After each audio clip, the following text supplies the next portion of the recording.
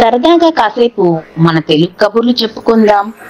మాతృభాషను గౌరవిద్దాం, మన తెలుగుని ఆదరిద్దాం. దేశ విదేశాలలో ఉన్న తెలుగు మిత్రులందరికీ స్వాగతం. విజయం సాధించాలంటే బలం పరాక్రమం మాత్రమే సరిపోవు. సమయస్ఫూర్తితో చిన్నవారు కూడా పెద్ద పెద్ద వారిపై గెలుపు సాధించవచ్చు. అదే విజయ గర్వంతో అహంకరిస్తే చిన్న చిన్న పొరపాట్లకే వారు అపజయం పాలవుతారు. రారాజు సింహాన్నే గెలిచిన జోరీగా ఒక చిన్న పొరపాటుకు ఏ విధంగా బలైపోయిందో ఈ చిన్న నీతి కథలో తెలుసుకుందామా? ఒక అడవికి రారాజు అయిన సింహం ఒకరోజు ఒక చెట్టు కింద హాయిగా నిద్రిస్తూ ఉంటుంది. అప్పుడు ఒక జోరీగా రైమని ఆ సింహం తల చుట్టూ తిరుగుతూ దానికి నిద్రాభంగం కలిగిస్తూ ఉంటుంది. ఆ చప్పుడికి చిరాకుపడి నిద్రలేచిన సింహం ఆ జోరీగను చూసి, "ఓ కీటకమా, నువ్వు తక్షణమే ఇక్కడి నుంచి వెళ్ళకపోతే నా కోపాన్ని చూస్తావు" అని గర్జిస్తుంది సింహం. కానీ సింహాన్ని చికాకు పరుస్తున్న జోరీగ మాత్రం దాని గర్జనను ఏమాత్రం లక్ష్యపెట్టదు. "నువ్వు అడవికి మృగరాజు అయితే నిన్ను చూసి నేను భయపడతానా? నీకు అలాంటి అపోహే ఉంటే నేను దాన్ని సరిదిద్దుతాను. నేను నీ వాడి పంజాలు, పదునైన కోరలు చూసి భయపడను. మిగిలిన జంతువుల కంటే అపారమైన బలం, పరాక్రమం నీకు ఉండవచ్చు. కానీ నువ్వు ఆ లక్షణాలతో నన్ను ఓడించలేవు. కావాలంటే నాతో పోరాటానికి రమ్మని" జోరీగా సింహాన్ని రెచ్చగొడుతూ ఉంటుంది. ఇంత చిన్న జోరీగా ఆ విధంగా గొప్పలు పలకటం, తననే సవాలు విసరటం సింహానికి కొంచెం కూడా నచ్చదు. ఈ చిన్న కీటకానికి ఎలాగైనా బుద్ధి చెప్పాలి అని నిర్ణయించుకుంటుంది సింహం.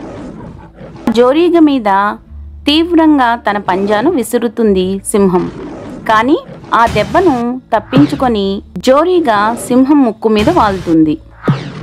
సింహం మళ్ళీ రెట్టించిన కోపంతో ఆ జోరీగ మీద దాడి చేస్తుంది. ఈ జోరీగా సమయస్ఫూర్తితో అక్కడి నుంచి తప్పించుకొని పారిపోతూ ఉంటుంది. అందువలన ఆ దెబ్బలన్నీ సింహానికే తగిలి సింహం అలసిపోతుంది. ఇట్లా చాలాసేపు జోరీగా సింహం ఒకరి మీద ఒకరు దాడి చేసుకుంటూ జోరీగా అక్కడి నుంచి తప్పించుకొని సింహం చుట్టూనే తిరుగుతూ సింహాన్ని చికాకు పరుస్తూ ఉంటుంది. అలా చాలాసేపు జరిగిన తర్వాత సింహం అలసిపోయి అనేక దెబ్బలు తిని అది కుప్పకూలిపోతుంది. అప్పుడు జోరీగా ఆనందంతో గెంతులు వేస్తుంది. "నేను గెలిచాను, నేను మృగరాజును గెలిచాను, అడవి అంతటికీ రాజు అయిన సింహాన్ని నేను ఓడించాను" అని అడవంతా ఆనందంతో గెంతులు వేస్తూ తిరుగుతుంది. జోరీగా తను సాధించిన విజయానికి ఆనందపడుతూ మెల్లిమెల్లిగా ఆ ఆనందం కాస్త విజయ గర్వంగా మారుతుంది.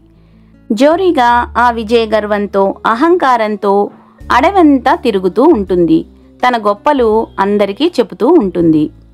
అలా తిరగటంలో తన చుట్టూ ఉన్న ప్రమాదాలని గమనించకుండా నిర్లక్ష్యం చేస్తుంది. విజయ గర్వంతో అహంకరించినప్పుడు నిజానిజాలను గ్రహించలేరు అని అంటారు కదా. అది అలాగే తన చుట్టూ ఉన్న ప్రమాదాలని గమనించకుండా జోరీగా ఒక సాలెగూడులో ఇరుక్కుపోతుంది. ప్రమాదవశాత్తు సాలెగూడులో ఇరుక్కుపోయిన జోరీగా బయటికి రావడానికి ఎంతో ప్రయత్నించి విఫలమై ఆ సాలెగూటికి బలైపోతుంది. సమయస్ఫూర్తితో రారాజు సింహాన్నే గెలిచిన జోరీగా చిన్న పొరపాటుకు ఈ విధంగా బలైపోయింది.